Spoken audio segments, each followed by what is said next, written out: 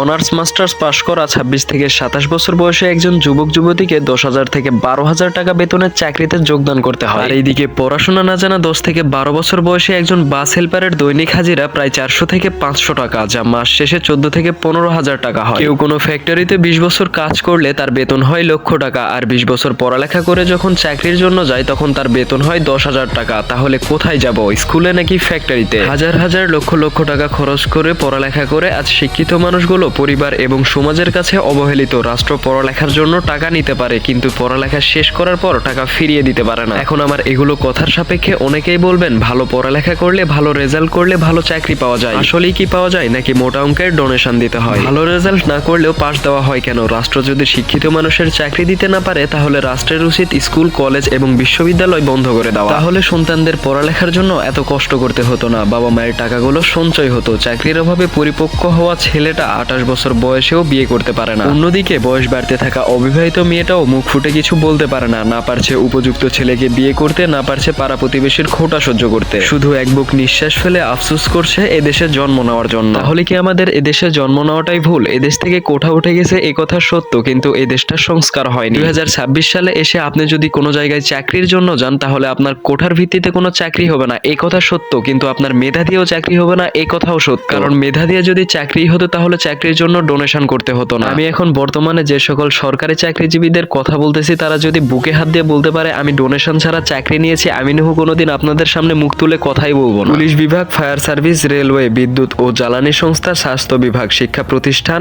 স্থানীয় সরকার, ইউনিয়ন পরিষদ, পৌরসভা, সিটি কর্পোরেশন কর্মচারী, কাস্টমস ও বন্দর সংশ্লিষ্ট এরা যদি বুকে হাত দিয়ে বলতে পারে আমি ডোনেশন ছাড়া চাকরি নিয়েছি, বললামই তো আমি নহু কোনোদিন আপনাদের সামনে কথাই বলবো না মুখ তুলে। কিন্তু হ্যাঁ, আমার জানা মতে এই কথা সত্য, সেনাবাহিনীর চাকরিতে কোনো ঘুষ লাগে না। সবার মেধা অনুযায়ী বডি ফিটনেস ফিট হয় না, তাই বলে কি এদের মেধার কোনো মূল্য নেই, নাকি এদের মেধার মূল্য ডোনেশনের কাছে হেরে যায়? বাংলাদেশের সরকার পরিবর্তন হবে কিন্তু সিস্টেম চেঞ্জ হবে না, কথা ক্লিয়ার। অ্যাজ এ একজন সাধারণ নাগরিক, অ্যাজ এ একজন সাধারণ শিক্ষার্থী, অ্যাজ এ একজন সাধারণ মানুষ হিসাবে যদি আমি দুঃখ রাখতে যাই, দুঃখ রাখার শেষ নেই। দিন শেষে পড়াশোনা শেষ করে চাকরির অভাবে ভুগে যখন ব্যবসার দিকে হাত বাড়াই তখন দেখি আসলে আমরা মধ্যবিত্ত। ব্যবসা করব সে পরিমাণে পুঁজিও আমার হাতে নেই, স্টুডেন্ট থেকে ব্যবসা করব সে পরিমাণে পুঁজিও আমার হাতে নেই। এই ভিডিওরই নেক্সট পার্ট আসবে খুবই শীঘ্রই ইনশাআল্লাহ। সময় স্বল্প থাকার কারণে পুরো স্ক্রিপ্টটা লিখতে পারি নাই, পুরো ভিডিওটা দিতে পারলাম না, সবার কাছে ক্ষমা প্রার্থী। ইনশাআল্লাহ দেখা হচ্ছে পার্ট 2 তে খুব শীঘ্রই। আল্লাহ হাফেজ।